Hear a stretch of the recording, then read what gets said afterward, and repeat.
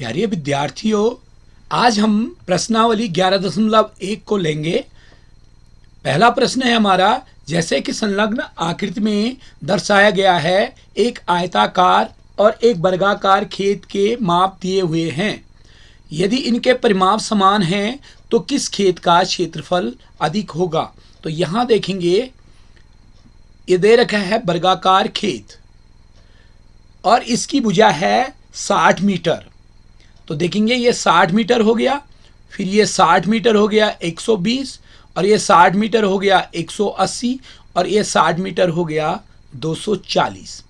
इसकी जो outer most boundary हो गई ये 240 मीटर की हो गई, यानी इसका परिमाप 240 मीटर हो गया।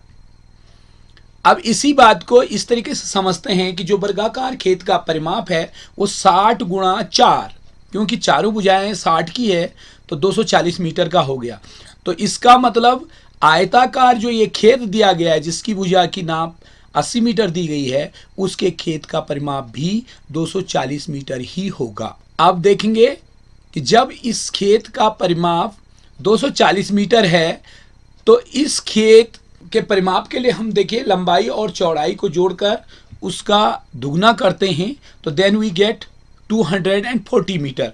अब आगे की स्थिति देखते हैं कि अगर ये 2 को हम भाग में ले जाएं तो ये 240/2 हो गया बराबर 120, यानी लंबाई और चौड़ाई का योग 120 हो गया है। जबकि हमारी जो लंबाई है वो है 80 मीटर, लंबाई 80 मीटर है तो चौड़ाई निकल जाएगी इसकी b = 120 - 80 = 40, यानी इसकी जो चौड़ाई हो गई ये चौड़ाई हो गई 40 मीटर। अब क्लियर है, इसकी लंबाई और चौड़ाई हमारे सामने हो गई और वर्गाकार खेत की भुजाएं भी हमारे सामने हैं। तो वर्गाकार खेत का क्षेत्रफल, तो वर्गाकार खेत का क्षेत्रफल हो जाएगा, क्योंकि इसमें 60 वर्ग इधर को बनेंगे और 60 रोज बनेंगी इसकी, तो 60 गुणा 60 बराबर 3600 वर्ग मीटर। लेकिन जो आयताकार खेत है इसकी लंबाई 80 मीटर और चौड़ाई 40 मीटर, इसलिए इसका क्षेत्रफल बराबर 80 गुणा 40 बराबर 3200, यानी 3200 मीटर, और ये 3600 मीटर। तो अब हम देख सकते हैं कि दोनों का परिमाप समान होने पर भी जो वर्गाकार खेत है उसका क्षेत्रफल अधिक है। This is the answer. Come to the next question, question number 2। Shrimati Kaushik के पास चित्र में दर्शाए गए मापों वाला एक वर्गाकार प्लॉट है, एक वर्ग के आकार का प्लॉट है। वह प्लॉट के बीच में एक घर बनाना चाहती है, बीच में इतनी जगह पर एक घर बनाना चाहती है। घर के चारों ओर एक बगीचा विकसित किया गया है। जो ये बाकी खाली जगह है इसमें बगीचा विकसित किया गया है। 55 रुपये प्रति वर्ग मीटर की दर से इस बगीचे को विकसित करने का व्यय ज्ञात करना है। तो सबसे पहले हमारे पास है वर्गाकार प्लॉट का क्षेत्रफल निकाल देंगे, क्योंकि 25 मीटर 25 मीटर 25 मीटर का वर्गाकार खेत है, तो 25 गुणा 25 बराबर 625 मीटर स्क्वायर। क्लियर।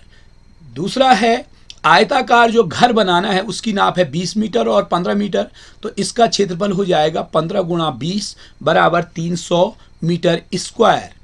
आगे हम देखते हैं कि बगीचे का क्षेत्रफल, जो शेष भाग है वो बगीचा हो जाएगा। पूरा वर्गाकार प्लॉट का क्षेत्रफल 625 है और जहां घर बनना है वो 300 मीटर स्क्वायर है। तो हमारे पास बाकी जो जगह बची 625 माइनस 300 बराबर 325 मीटर स्क्वायर, यानी 325 मीटर स्क्वायर जगह पर हमने बगीचा विकसित करना है। अब हमें पता है कि 1 मीटर स्क्वायर बगीचे को विकसित करने का जो खर्चा है दैट इज 55 रुपीज़, वो 55 रुपये है। हमारे पास बगीचे के लिए जो जगह है वो 325 मीटर स्क्वायर है, तो 325 मीटर स्क्वायर पर बगीचा डेवलप करने के लिए ज़्यादा खर्चा होगा, यानी 1 मीटर स्क्वायर पे 55 है तो 325 पर हो जाएगा हमारा खर्चा 325 गुणा 55 बराबर, इसको अगर मल्टीप्लाई करते हैं तो वी गेट 17,875, तो हमारा टोटल खर्चा आएगा 17,875 रुपये। अब अगले क्वेश्चन की तरफ चलते हैं। क्वेश्चन संख्या 3, जैसा कि आरेख में दर्शाया गया है, दिस इज द आरेख, कि एक बगीचे का आकार मध्य में आयताकार है। ये बीच वाला जो हिस्सा है ये रेक्टेंगुलर है, आयताकार है, और किनारे दो अर्धवृत्त लगे हुए हैं। देखिए ये भी अर्धवृत्त है, ये भी अर्धवृत्त है। इस बगीचे का परिमाप और क्षेत्रफल ज्ञात कीजिए। इस बगीचे का हमको इसका जो पैरीमीटर है वो भी निकालना है, परिमाप भी निकालना है, और इसका टोटल एरिया भी निकालना है।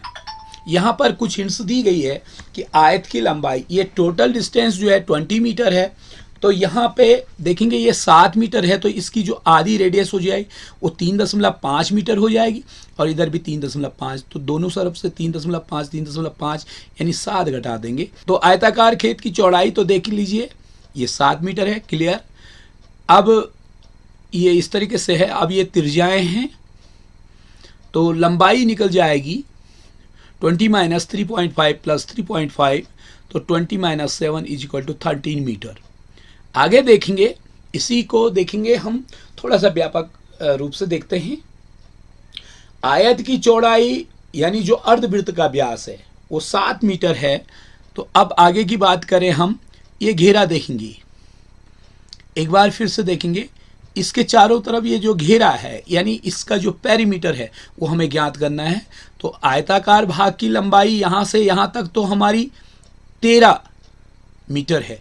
देखिए यहाँ से यहाँ तक की लंबाई 13 मीटर है, और नीचे की भी 13 मीटर है। लेकिन यहाँ देखेंगे मैंने एक टुकड़ा ये अलग कर दिया, ये अर्धवृत्ताकार टुकड़ा था, और अगर मैं दूसरा टुकड़ा भी यहाँ से अलग कर दूं तो देखेंगे एक वृत्त, एक सर्कल बन गया है। और अब हमारे पास बच गया ये भाग, मध्य भाग। तो कि जो ये सर्कल बन गया है इसकी नापों को देखेंगे, यहाँ की नाप और यहाँ की नाप दोनों मिलाकर एक पूरी परिधि बनती है, और पूरी परिधि बराबर 2πr यानी 2 × 22/7 × 3.5 बराबर 3.5 को 2 से मल्टीप्लाई करेंगे तो 70 होता है। 35 का 2 से गुणा करेंगे 70 यानी 7.0 यानी 7, और ये हो गया 22/7। तो 22/7 7 से 7 कट गया है, तो हमारे पास 22 मीटर जो है ये टोटल, ये जो बाहर का इधर का भी है और इधर का भी है, ये मिला करके 22 मीटर हो गया। यहाँ हमारे पास 13 मीटर है, यहाँ हमारे पास 13 मीटर है। तो देखेंगे इसका जो टोटल पेरीमीटर होगा, ये पेरीमीटर हो जाएगा 13 + 13 + 22 = 48 मीटर। ये इसका परिमाप निकल गया। आगे चलते हैं क्षेत्रफल के लिए। यहाँ देखेंगे फिर एक बार, ये टुकड़ा अलग निकाला और ये टुकड़ा अलग निकाला, तो ये दोनों को मिलाकर के एक वृत्त बन जाता है जिसका कि डायमीटर यानी व्यास है 7 मीटर का, और बीच में हमारे पास ये बच गया। इसकी लंबाई चौड़ाई है 7 मीटर और इसकी लंबाई है 13 मीटर, तो 13 × 7 = 91 मीटर स्क्वायर इस आयताकार भाग का क्षेत्रफल हो गया। और इधर हमने एक वृत्ताकार भाग अलग जो ले लिया, वृत्ताकार भाग का क्षेत्रफल हो जाएगा πr² यानी 22/7 × r² यानी 3.5 का स्क्वायर। इसी को हम आगे लिख सकते हैं 22/7 × 3.5 × 3.5। आगे स्टेप देखेंगे कि 7 से 3.5 को काटेंगे तो ये रिजल्ट देगा 0.5, और फिर 22 से अगर 0.5 को गुणा करेंगे तो 22 × 110 यानी 11.0 यानी 11 हो जाएगा, और गुणा 3.5, और 11 को 3.5 से गुणा करेंगे तो हमको प्राप्त होता है 38.5 मीटर स्क्वायर। तो this is the area of this circle. दोनों जो अर्धवृत्ताकार भाग है उनको जोड़ के जो पूरा वृत्त बन गया है उसका क्षेत्रफल हो गया 38.5, और इधर आयताकार भाग का क्षेत्रफल हमारे सामने है 91 मीटर स्क्वायर। आगे हम अगर संपूर्ण बगीचे का क्षेत्रफल निकालेंगे तो 91 और 38.5 को जोड़ देंगे तो हमें टोटल क्षेत्रफल प्राप्त होगा 129.5 मीटर स्क्वायर। अब एक नए प्रश्न की ओर चलते हैं। प्रश्न संख्या 4, फर्श बनाने के लिए उपयोग की जाने वाली एक टाइल का आकार समांतर चतुर्भुज का है। देखिए ये समांतर चतुर्भुज आपको दिखाई दे रहा है, पैरेललोग्राम, जिसका आधार 24 सेंटीमीटर, इसका आधार जो नीचे का हिस्सा ये आधार है ये 24 सेंटीमीटर है, और इसकी जो संगत ऊंचाई है वो 10 सेंटीमीटर है। 1080 वर्ग मीटर क्षेत्रफल के एक फर्श को ढकने के लिए, ये टोटल जो फर्श है हमारे पास, इसका जो टोटल एरिया है दैट इज 1080 मीटर स्क्वायर। और इसको ढकने के लिए टाइलें इसमें लगानी है। ढकने के लिए ऐसी कितनी टाइलों की आवश्यकता, एक जैसी टाइल्स की आवश्यकता कितनी होगी? फर्श के कोनों को भरने के लिए आवश्यकता अनुसार आप टाइल को काट सकते हैं। जैसे ही ये टुकड़ा हमने टाइल का काट दिया है तो इस तरीके से ये पूछा गया है। तो देखते हैं, हमारे पास ये क्लियर कट है। देखिए हमारे पास जो टोटल फर्श है वो 1080 मीटर स्क्वायर क्षेत्रफल वाली है, और हमारे पास जो टाइल है वो इस तरीके की है जिसका कि बेस 24 सेंटीमीटर का है, यहाँ से यहाँ तक 24 सेंटीमीटर 24 सेंटीमीटर, और इसकी जो ऊंचाई है दैट इज 10 सेंटीमीटर। अब देखेंगे इसी को हमने ये काट करके यहाँ लगा दिया, तो ये अपने आप में एक आयत बन गया। देखिए जिस आयत की लंबाई अभी भी 24 सेंटीमीटर है और चौड़ाई 10 सेंटीमीटर है, यदि हम इसी का क्षेत्रफल निकालने की कोशिश करते हैं तो ये हो जाएगा आयत की लंबाई गुणा चौड़ाई, यानी इसमें जो है आधार गुणा ऊंचाई, तो 24 गुणा 10, तो टाइल का क्षेत्रफल हो जाएगा 24 गुणा 10 यानी 240 सेंटीमीटर का स्क्वायर। ध्यान दें इस सेंटीमीटर में दिया गया है इसलिए इस सेंटीमीटर स्क्वायर। हाँ, अब आगे बात करते हैं। हमें फर्श दिया गया है, फर्श का क्षेत्रफल दिया गया है 1080 मीटर स्क्वायर। यहाँ देखेंगे ये मीटर स्क्वायर है और ये सेंटीमीटर का स्क्वायर है। जरा सा इस पैमाने पर ध्यान देने की जरूरत है, दोनों पैमाने सेम नहीं हैं। तो टाइल्स लगाने के लिए हमने देखो एक टाइल लगा दी, लेकिन इस टाइल का एक तिरछा हिस्सा बाहर आ रहा है, तो चलो हमने इसको काट दिया और काट करके इस हिस्से को यहाँ लगा दिया, और अन्य टाइल्स को देखो इस तरीके से फिट कर दिया, ये फिट कर दिया, ये फिट कर दिया, ये फिट कर दिया। इस तरीके से हम टाइलों को लगा सकते हैं इसमें, और पूरे क्षेत्रफल में टाइल लगाई जा सकती है। तो देखिए कितनी टाइलें लगेंगी। तो सबसे पहले हम देखेंगे, एक कंसेप्ट क्लियर कर लेते हैं कि जो ये आयत होता है इसमें कितने वर्ग बन गए। इसकी लंबाई है 16, और देखो हमने 16 की दो परतें हो गई 32, 16 48, 16 चौको 64, 16 5 80, 16 छक्का 96, 16 7 112 और 16 8 128। टोटल स्क्वायर्स हो गए इसमें 128। तो इसकी लंबाई थी 16 इकाई, और इसकी जो चौड़ाई थी ये 1 2 3 4 5 6 7 8 इकाई, तो 16 8 128 स्क्वायर्स इसमें बन रहे हैं। तो हमारे पास टाइल का क्षेत्रफल है 240 सेंटीमीटर का स्क्वायर, फर्श का क्षेत्रफल है 1080 मीटर का स्क्वायर। लेकिन यहाँ देखेंगे ये मीटर स्क्वायर में है, तो हमारे पास एक फॉर्मूला आया कि 1 metre square is equal to 100 into 100 is equal to यहाँ पर 10,000 सेंटीमीटर स्क्वायर। अब इसको समझने के लिए हमने पहले वाले को समझा था, जो हमारे 1 मीटर की डिस्टेंस होती है, तो सपोज दैट 1 मीटर यहाँ तक है, 1 मीटर का मतलब हो गया 100 सेंटीमीटर। तो 100 सेंटीमीटर है तो 100 वर्ग एक लेयर में बनेंगे, और इस एक परत में जो है 100 बनेंगे। तो इस तरीके से ऊपर तक भी 100 सेंटीमीटर होना है, तो 100 लेयर्स बन जाएंगी। 100 की एक परत, 100 100 100 इस तरीके से, तो 100 गुणा 100 बराबर 10,000 सेंटीमीटर स्क्वायर, यानी 1 मीटर स्क्वायर में 10,000 सेंटीमीटर स्क्वायर होते हैं। तो हमारे पास 1080 मीटर स्क्वायर है। तो देखेंगे 1080 मीटर स्क्वायर को हम 10,000 से गुणा कर देंगे तो इतने सेंटीमीटर स्क्वायर आ जाएंगे। लेकिन अगर हमको फर्श में टाइलें बिछानी है तो टोटल जो एरिया है उसमें हम एक टाइल के क्षेत्रफल का भाग दे देंगे। तो देखिए हमारे पास ये प्राप्त हुआ है 1,08,00,000 सेंटीमीटर स्क्वायर, और उसमें 240 का अगर हम भाग दे रहे हैं तो हमें प्राप्त, हम देखिए इनको काट सकते हैं, 0 से 0 साफ हो जाएगा, 12 का दूनी 24 काट देंगे, और 12 नमा 108, 12 नमा 108, और 1 2 3 4, देखिए यहाँ 5 जीरोस थे, एक जीरो इसके जीरो के साथ कट गया, हमारे पास बच गए 4 जीरो, 12 नमा 108, 4 जीरो और 12 दूनी 24। तो यानी हमारे पास रिजल्ट हुआ 90,000/2 और इसी 90,000/2 को हम लिख सकते हैं 45,000। तो हमको टोटल जो टाइल्स की ज़रूरत पड़ेगी ये होगी 45,000 टाइल्स। अब डियर स्टूडेंट्स, हमारे पास एक इंटरेस्टिंग सवाल इस प्रश्नावली का बचा है, वो है प्रश्न संख्या 5। एक चींटी किसी फर्श पर बिखरे हुए विभिन्न आकारों के भोज्य पदार्थों के टुकड़ों के चारों ओर घूम रही है। ये चींटी जो है देखो, यहाँ से ये घूमेगी और ये घूमेगी, एक चक्कर पूरा लगाएगी हर टुकड़े के ऊपर। भोज्य पदार्थ के किस टुकड़े के लिए चींटी को सबसे लंबा चक्कर लगाना पड़ेगा? स्मरण रखिए, वृत्त की परिधि बराबर, यानी जो परिधि होती है, सरकमफ्रेंस होती है, C दैट इज 2πr, जहां r वृत्त की त्रिज्या है, की सहायता से प्राप्त की जा सकती है। तो देखिए ये चींटी है और ये 3 आकृतियां हैं, तो हम पता करेंगे कि तीनों आकृतियों में क्या स्थिति है। पहली आकृति हमारे पास इस तरीके से दी गई।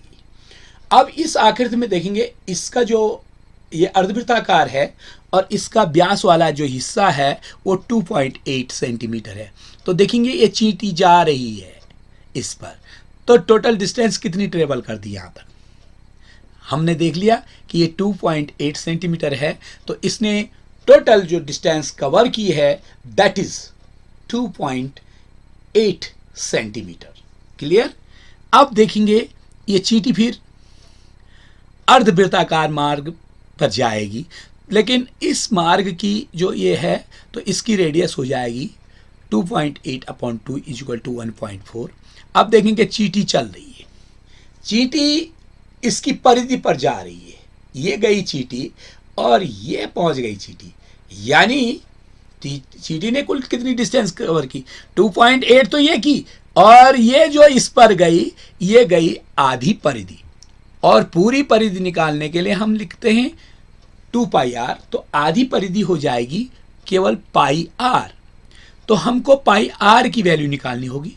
यू नो कि पाई की वैल्यू होती है 22.7, ये 22.7 और रेडियस है इसकी 1.4, तो मल्टीप्लाई करेंगे तो देखिए 7 दूनी 14, तो 0.2 और 22 दूनी 44, तो ये 4.4 सेंटीमीटर। क्लियर है? यहां से यहां तक 2.8 और यहां से यहां तक 4.4, तो टोटल ट्रेवल्ड जो डिस्टेंस है चींटी के द्वारा संपूर्ण परिपथ की जो माप है वो हो जाएगी 2.8 + 4.4 and that will be equal to 7.2 centimetre. यानी इस अनाज के टुकड़े पर जाने में चींटी को इसके बाहर जाने में 7.2 सेंटीमीटर की डिस्टेंस ट्रेवल करनी पड़ रही है। अगला देखेंगे, अगली आकृति इस तरीके से थी और इसमें भी चींटी ने ट्रेवल करना है। तो देखेंगे यहाँ पर नापें, आपको साफ दिखाई दे रही है 1.5 सेंटीमीटर यहाँ तक है, 2.8 है, इधर 1.5 है, और ये देखिए ये इसका जो व्यास है, डायमीटर है, दैट इज 2.8 सेंटीमीटर। अब देखेंगे चींटी सबसे पहले ये ट्रेवल कर गई। एक बार फिर से देखें, ये चींटी ट्रेवल कर रही है, कितना ट्रेवल कर दिया? 1.5 सेंटीमीटर कर दिया, ये देखिए 1.5 कर दी। अब फिर देखेंगे चींटी इधर हॉरिजेंटली ट्रेवल करेगी, ये चींटी पहुंची यहां, तो कितना गई चींटी? 2.8 सेंटीमीटर। ये भी क्लियर हो गया।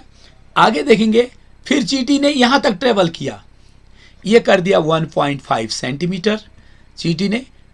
और फिर देखेंगे अब चींटी इस परिधि वाले भाग पर जाएगी जिसका कि ये गई, देखिए चींटी जिसका कि व्यास दे रखा है 2.8, यानी इसकी त्रिज्या हो जाएगी 1.4, और इससे पहले हम इसको कर चुके हैं। ये आधी परिधि होगी, पूरी परिधि 2πr होती है, आधी परिधि होगी केवल πr, और पाई की जगह 22/7 और r की जगह लिखेंगे हम 1.4। तो देखेंगे इसके द्वारा तय दूरी = πr 22/7 गुणा 1.4 4.4 सेंटीमीटर। तो देखिए एक दूरी 1.5 की ट्रेवल की, दूसरी 2.8 की, तीसरी 1.5 की और चौथी 4.4। तो इसके द्वारा ट्रेवल डिस्टेंस टोटल हो जाएगी 1.5, 2.8, 1.5 प्लस 4.4 और इज इक्वल टू 10.2 सेंटीमीटर। इसने ये डिस्टेंस ट्रेवल की। तीसरा वाला जो शेप है वो इस तरीके का है। अब देखेंगे इस अनाज के टुकड़े पे किस तरीके से चींटी ट्रेवल करती है। यहाँ 2 सेंटीमीटर है, यहाँ 2 सेंटीमीटर है और ये 2.8 का इसका डायमीटर है। तो अब देखेंगे सबसे पहले चींटी ने 2 सेंटीमीटर ट्रेवल कर ली है, देखेंगे, और फिर चींटी ने 2 सेंटीमीटर और ट्रेवल कर ली है। अब चींटी ने ये इसकी परिधि जो आधी परिधि है वो ट्रेवल कर ली है। तो यानी इसकी जो आधी परिधि है हम बहुत बार निकाल चुके हैं, ये 4.4 सेंटीमीटर कर ली है। अब टोटल डिस्टेंस कितनी कवर कर ली है, 2 + 2 + 4.4 इज इक्वल टू 8.4 सेंटीमीटर। अब तीनों आकृतियों को एक साथ देखते हैं। इसमें टोटल डिस्टेंस ट्रेवल की 7.2 सेंटीमीटर, इसमें की है 10.2 सेंटीमीटर और इसमें की है 8.4 सेंटीमीटर। यह पूछा गया है कि किस टुकड़े में सबसे अधिक दूरी तय करनी पड़ेगी। तो हम देख रहे हैं कि जो बी वाला टुकड़ा है या जो दूसरे नंबर का टुकड़ा है उसमें चींटी को सबसे अधिक दूरी तय करनी पड़ेगी।